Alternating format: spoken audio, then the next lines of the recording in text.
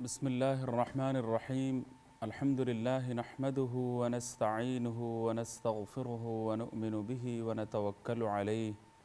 ونعوذ بالله من شرور أنفسنا ومن سيئات أعمالنا. من يهده الله فلا مضل له ومن يضلل فلا هادي له، ونشهد أن لا إله إلا الله وحده لا شريك له، ونشهد أن سيدنا وسندنا وحبيبنا ومولانا محمدا عبده ورسوله صلى الله تعالى عليه وعلى آله وأصحابه وبارك وسلم تسليما. اللهم صل على سيدنا ومولانا محمد النبي الأمي وعلى آله وأصحابه وبارك وسلم تسليما. رب زدني علما، رب اشرح لي صدري ويسر لي أمري واحلل عقدة من لساني يفقه قولي. رب يسر ولا تعسر وتمم بالخير وبك نستعين. قال الله سبحانه وتعالى: هو الذي بعث في الأميين رسولا من أنفسهم يتلو عليهم آياته ويزكيهم ويعلمهم الكتاب والحكمة وإن كانوا من قبل لفي ضلال مبين. صدق الله مولانا العظيم وصدق رسوله النبي الكريم، ونحن على ذلك لمن الشاهدين والشاكرين والحمد لله رب العالمين. وبعد. محترم ناظرین، السلام علیکم ورحمۃ اللہ وبرکاتہ۔ پروگرام علم و حکمت میں محمد عبد المنتقم آپ کو دل کی گہرائیوں سے خوش آمدید کہتا ہوں اور دعا گو ہوں کہ اللہ تعالیٰ محض اپنے فضل و کرم سے اس پروگرام کو شرف قبول عطا فرمائے۔ یہ بامقصد پروگرام ہو، مفید پروگرام ثابت ہو، اس کے ذریعے خود مجھے بھی پوری طرح فائدہ حاصل ہو اور تمام ناظرین بھرپور طریقے سے اس پروگرام کے ذریعے مستفید ہو سکیں اور ہمارے علم میں، ہمارے نالج میں، ہمارے عمل میں اضافے کا ذریعہ یہ پروگرام بن جائے، اور آپ سب کی بھرپور شرکت کے ذریعے یہ پروگرام کامیابی سے ہمکنار ہو سکے۔ اس کی بہت ضرورت ہے۔ جب تمام ناظرین بھی شریک ہوں گے اور اپنی گفتگو پیش کریں گے، اپنے خیالات کا اظہار کریں گے، اپنے سوالات رکھیں گے اور ایک بھرپور شرکت نظر آئے گی، تو پھر اس پروگرام کی افادیت واقعی چار چاند لگ جائے گی اور دلچسپی کا سامان اس میں ہوگا۔ پروگرام کرنے والے کے دل میں بھی ایک داعیہ پیدا ہوگا کہ یہ پروگرام ایسا ہے کہ اس کو چھوڑنا کبھی نہیں چاہیے، اس کو آگے بڑھانا چاہیے۔ یہ آپ کے سوالات، آپ کی کالیں، آپ کی دلچسپی کے ذریعے یہ بات انشاءاللہ تعالی ظاہر ہوتی رہے گی۔ تو اسی حساب سے ایک پروگرام کی افادیت میں غیر معمولی طور پر اضافہ ہوتا ہے، کیونکہ سوالات کے ذریعے جس طرح ایک انسان سیکھتا ہے، بات کر کے جس طرح انسان سیکھتا ہے، کوئی اور ذریعہ اسلام میں ایسا ہے نہیں۔ تو اللہ تعالیٰ نے بھی سوال جواب کا ایک طریقہ اختیار کیا ہے۔ پھر بچوں کو بھی ایک دو صفحے پڑھائے جاتے ہیں،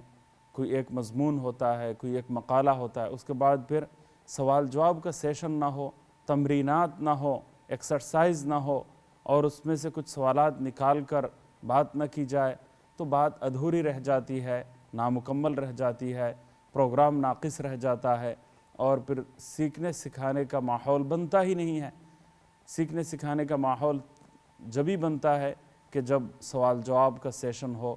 جس دن جس موضوع کے بارے میں بات چیت ہو اس دن اسی موضوع کے حوالے سے آپ کی طرف سے سوالات بھی بھرپور طریقے سے آئیں۔ اس سے آپ کے حصول علم کا جو جذبہ ہے وہ بھی سامنے آئے گا اور اس طریقے سے ہم کچھ سیکھ پائیں گے۔ حضرات صحابہ کرام رضی اللہ تعالی عنہم اجمعین کے بارے میں آپ دیکھیے گا، حدیث پاک میں جناب نبی کریم صلی اللہ علیہ وسلم کی لاکھوں احادیث طیبہ کا عظیم الشان ذخیرہ اس وقت موجود ہے۔ تو آپ دیکھیں گے کہ حضرات صحابہ کرام یقیناً سوالات کر رہے ہیں، دلنی علی عمل یدخلنی الجنہ، اے اللہ کے نبی صلی اللہ علیہ وسلم ایک ایسا عمل بتا دیجئے کہ جو عمل مجھے جنت میں داخل کر دے، جنت میں مجھے پہنچا دے۔ یعنی وہ عمل مجھے پکڑ کر جنت میں لے جائے،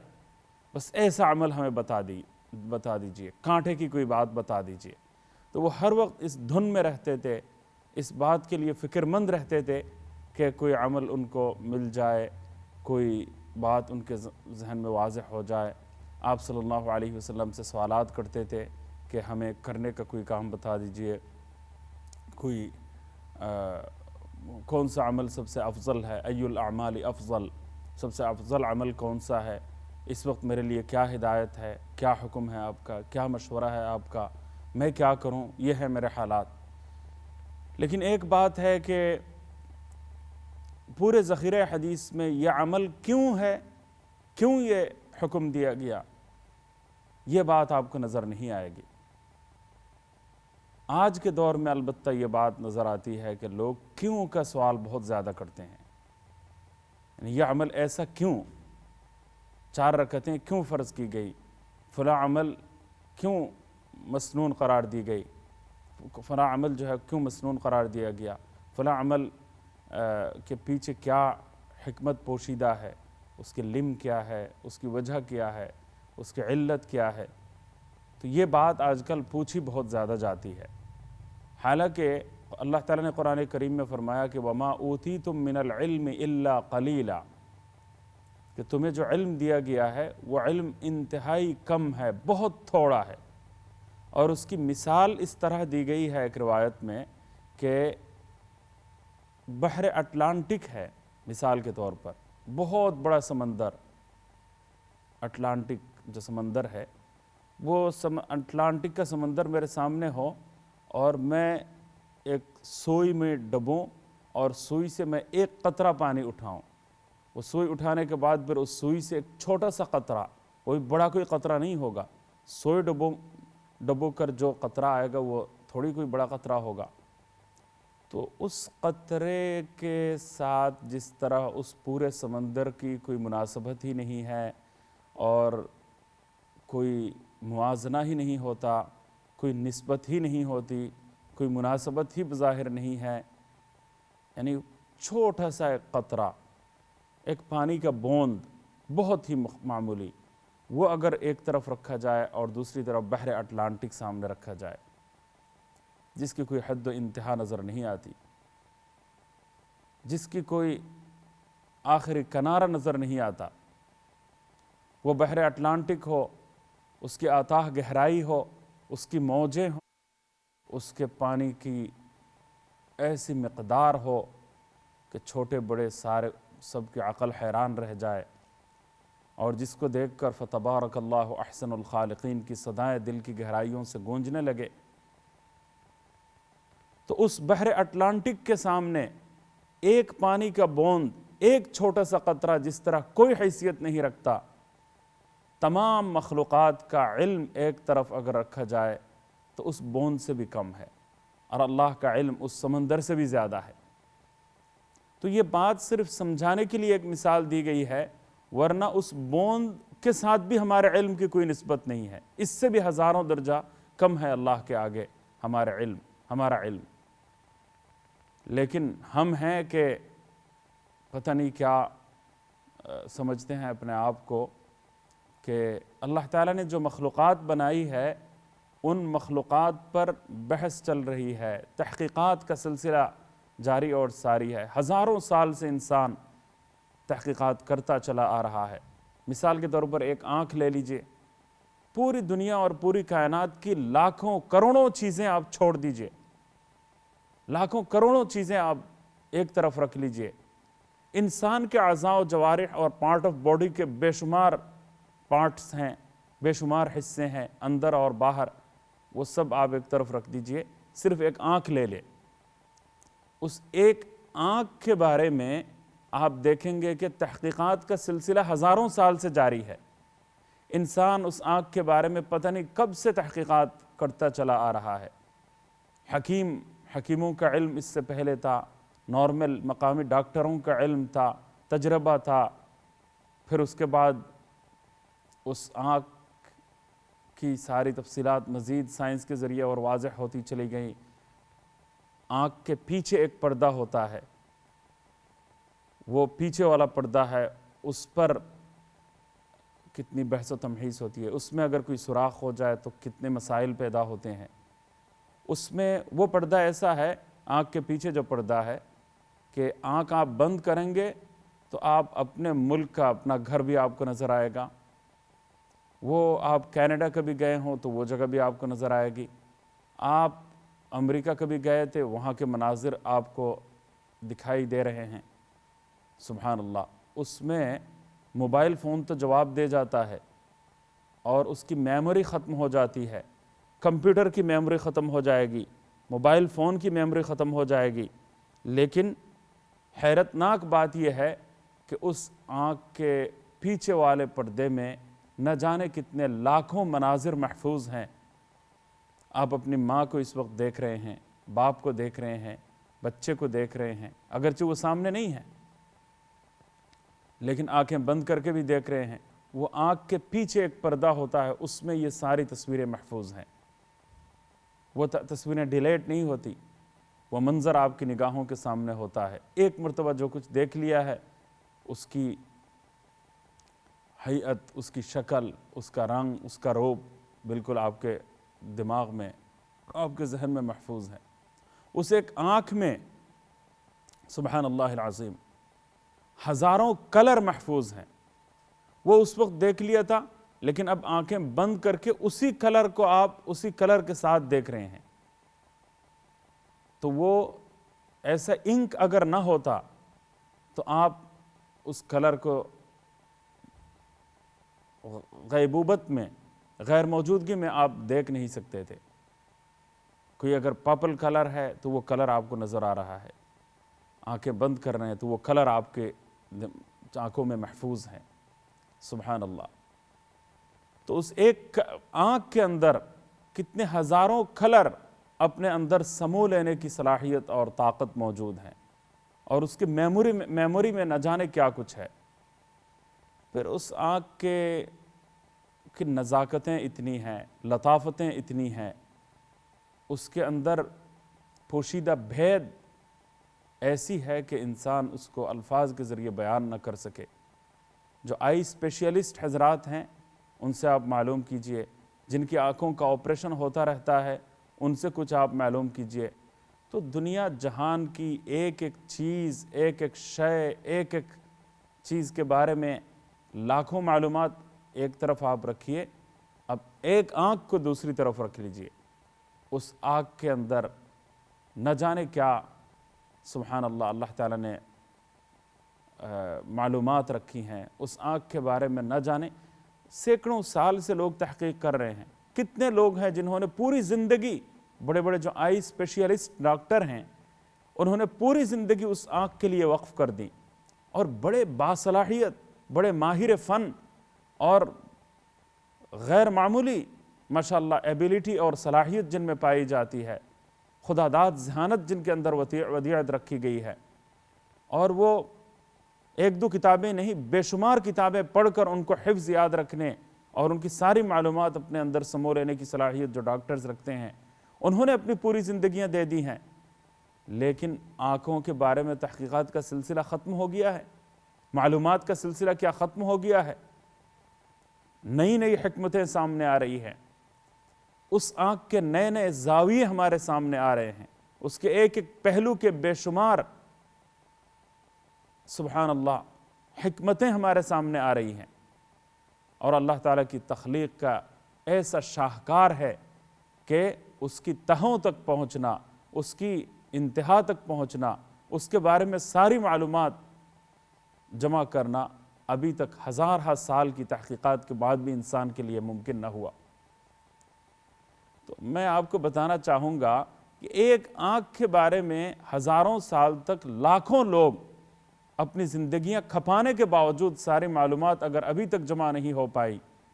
اور تحقیقات میں اضافہ ہوتا ہے، علم میں، معلومات میں مسلسل اضافہ ہوتا چلا جاتا ہے، تو اس اللہ کے علم کا کیا ٹھکانہ ہوگا جس نے ہم نے جو کچھ دیکھا نہیں ہے ایسے بے شمار جہان پیدا کیے ہیں، اور ان جہانوں میں نہ جانے کتنے اور شاہکار مخلوقات پیدا کی ہیں۔ اور کتنے زبردست قسم کی چیزیں پیدا کی ہیں، ان چیزوں کے پیچھے کیا حکمتیں پوشیدہ ہیں، نباتات میں سے کتنے نباتات ہیں، جمادات ہیں، اور نہ جانے کیا کیا چیزیں ہیں، جانور ہیں تو ان پر تحقیقات کا سلسلہ جاری ہے، ایک ایک جانور پر سال ہا سال سے، ہزاروں سال سے تحقیقات کا سلسلہ جاری ہے، اور اس جانور کی عمر معلوم کی جا رہی ہے، اس کے خواص، اس کی خاصیتیں معلوم کی جا رہی ہیں، اس کے فائدے معلوم کیے جا رہے ہیں، اس سے کیا کیا چیزیں وجود میں آ سکتی ہیں، اس کا علم جو ہے وہ باقاعدہ حاصل کیا جا رہا ہے۔ لیکن ایک لامتناہی سلسلہ ہے کہ انسان آخری کنارے تک پہنچنے میں کبھی بھی کامیاب نہیں ہو سکتا۔ تو اس اللہ کے علم کی کیا حیثیت ہوگی، اس کے علم کا کیا ٹھکانہ ہوگا، اس کو ہم جاننا تو درکنار، اس اللہ کے علم کے بارے میں سمجھتا ہوں کہ تصور کرنا بھی محال ہے۔ اس اللہ کے علم کی حدود کا کوئی تصور بھی انسان نہیں کر سکتا ہے، چاہے کہ اس اللہ کی حقیقت انسان کو معلوم ہو، لا یدرکہ الابصار، اس اللہ کی حقیقت تک انسان ہرگز نہیں پہنچ سکتا، کوئی آنکھ نہیں ہے جو اس کو دیکھ سکے۔ یہ جو دنیاوی حیات ہے، دنیاوی زندگی ہے، اس دنیاوی زندگی میں کوئی آنکھ نہیں ہے، کوئی مخلوق نہیں ہے، اور کسی مخلوق میں کوئی ایسی آنکھ نہیں ہے، کوئی قوت بصری نہیں ہے، دیکھنے کی کوئی طاقت نہیں ہے، کوئی ایسی آنکھ نہیں ہے کہ جس کے اندر اللہ کے ذات گرامی اور ذات والا صفات کو دیکھنے کی تاب موجود ہو۔ تو حقیقت تک پہنچنا یہ تو ناممکنات میں سے تو ہے ہی، صرف دیکھنے کی تاب بھی نہیں ہے، چاہے کہ سمجھنے کی تاب ہو، چاہے کہ ساری معلومات انسان کے اندر آ جائیں۔ تو جب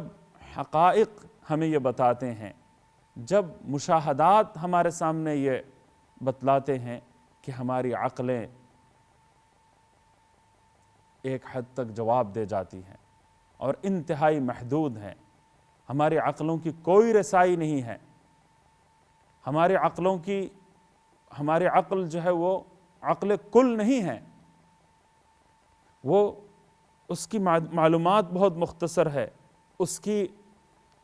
رسائی بہت محدود ہے، اور ہزارہ سال کی تحقیقات کے باوجود، اور وہ ہزارہ سال میں ہزاروں نہیں، لاکھوں نہیں، کروڑوں انسانوں نے ہر چیز کے بارے میں تحقیقات کی ہیں اور معلومات جمع کی ہیں، اور ساری معلومات جمع کر کے بھی ہم کسی ایک چیز کے بارے میں ابھی تک انتہا تک نہیں پہنچ پائے۔ دنیا میں یقیناً لاکھوں طلباء نے، میڈیکل سائنس کے طلباء نے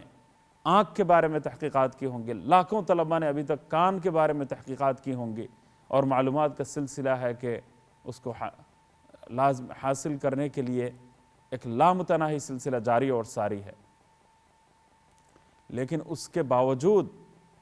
ایک عجیب بات یہ ہے کہ کسی ایک معمولی مختصر چیز کے بارے میں معلومات کی انتہا تک ہم نہیں پہنچ پاتے۔ یہ تو وہ باتیں ہیں کہ جو باتیں ہم اپنے مشاہدے کے ذریعے، اپنے ناقص تجربے کے ذریعے، یہ حقیقتیں ہمارے سامنے واضح ہو رہی ہیں کہ ہماری عقل کا جو دائرہ کار ہے وہ محدود دائرہ کار ہے، وہ عقل کامل نہیں ہے۔ انسان اپنی ایک ٹرین میں بیٹھا ہوا ہوتا ہے، وہ اپنی ٹرین رکی ہوئی ہوتی ہے، ریل گاڑی رکی ہوئی ہوتی ہے، لیکن قریب میں اچانک کوئی اور ٹرین چلی جائے تو ایسا معلوم ہوگا کہ اپنی ٹرین بھی دوڑ رہی ہے، چل رہی ہے۔ تو وہ آنکھیں بھی جواب دے جاتی ہیں، صحیح معلومات پر آنکھیں بھی فراہم نہیں کرتی، دماغ بھی صحیح معلومات فراہم کرنے سے قاصر ہو جاتا ہے، دل بھی صحیح معلومات فراہم کرنے سے قاصر ہو جاتا ہے۔ یہ جو حواس سے خمسہ ہیں، 5 سینسز ہیں، دیکھنے کی طاقت، بولنے کی طاقت، چھو کر معلوم کرنے کی طاقت، سن کر معلوم کرنے کی طاقت، یہ سارے یعنی ذرائع علم ہیں، علم کے ذرائع ہیں، یہ سارے ذرائع بالکلیہ طور پر جواب دے جاتے ہیں، ناکارہ ثابت ہو جاتے ہیں، بیکار ثابت ہو جاتے ہیں، اور انسان حقیقت یہ سمجھتا ہے کہ اس کی ٹرین بھی دوڑی جا رہی ہے، حالانکہ دوڑ نہیں رہی ہوتی۔ اب یہاں حواس سے خمسہ موجود ہیں، لیکن یہ سارے حواس سے خمسہ بھی صحیح جواب دینے سے قاصر ہیں۔ انسان دور کسی جگہ پر دیکھتا ہے، وہ ریت کے ٹیلے ہوتے ہیں، لیکن وہاں دور سے اس کو سراب نظر آتا ہے۔ ایسی چیزیں سبحان اللہ نہ جانے کیا اس ریت کے ٹیلوں کے اندر جو معمولی ریت کے اندر جو دانے ہوتے ہیں، ذرات ہوتے ہیں، اس میں کچھ چمکدار ذرات ہوتے ہیں، تو اس میں انسان کو قوس قزح کے مناظر نظر آتے ہیں، اس میں انسان کو وہ چاندی کا پہاڑ یا چاندی جیسی بعض چیزیں نظر آتی ہیں دور سے، تو دور سے وہ سراب نظر آتا ہے، قریب آ کر وہ ریت کے تودے معلوم ہوتے ہیں۔ تو آنکھ جو ہے ایک حد تک جو ہے اپنی کارکردگی دکھا سکتی ہے، نظر کی کار فرمائی ایک دائرے تک محدود ہے، اور وہ دائرہ جب کراس انسان کر جاتا ہے تو آنکھ اپنی معلومات، مزید صحیح معلومات فراہم کرنے سے آنکھ قاصر ہو جاتی ہے، زبان قاصر ہو جاتی ہے، کان کے اندر سننے کی عظیم صلاحیت موجود ہے۔ سبحان اللہ العظیم، اس کان کے پردے کی کیا خوبیاں اور کیا حقائق، اس پر بھی کتنی معلومات لوگوں کو جمع ہو رہی ہے، کتنی عظیم نعمت ہمیں ملی ہوئی ہے۔ جو بہرا ہے، سننے کی طاقت سے محروم ہے، ان سے پوچھئے گا کہ یہ کتنی بڑی نعمت ہے۔ اللہ اکبر، اچھے بھلے انسان ہوتے ہیں اور سننے کی طاقت سے جب محروم ہو جاتے ہیں، آخری عمر میں بعض اعضاء جب جواب دینا شروع ہو جاتے ہیں، اس وقت انسان کتنا قابل رحم نظر آتا ہے کہ ایک نعمت کی کمی اس کی ذات میں جب نظر آنے لگتی ہے تو وہ پتہ نہیں کیا کچھ ہونے لگتا ہے۔ میں یہ بتانا چاہتا ہوں کہ کتنے لوگ ہیں جو اپنے آپ کو کامل سمجھنا شروع کر دیتے ہیں، لیکن ان کو یہ نہیں پتا کہ ان کا نقص کتنا کامل نقص ہوتا ہے، یعنی نقص بھی اتنا زیادہ ہے،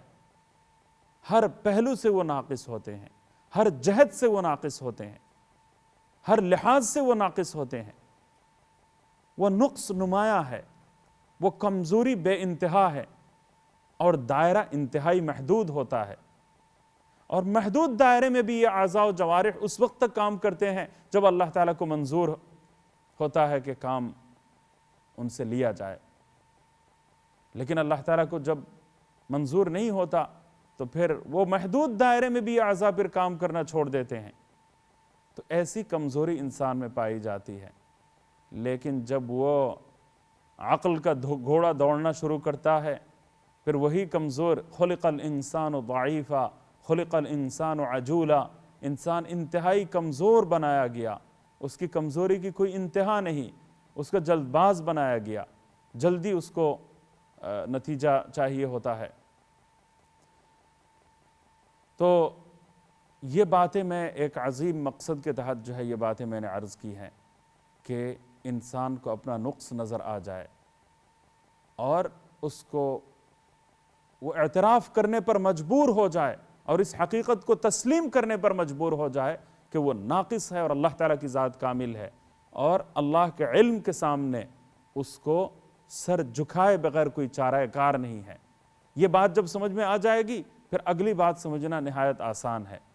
تو ایک وقفے کے لیے ابھی چلتا ہوں، اس کے بعد انشاءاللہ تعالی مزید باتیں ہوں گی، آپ ہمارے ساتھ رہیے۔ السلام علیکم ورحمۃ اللہ۔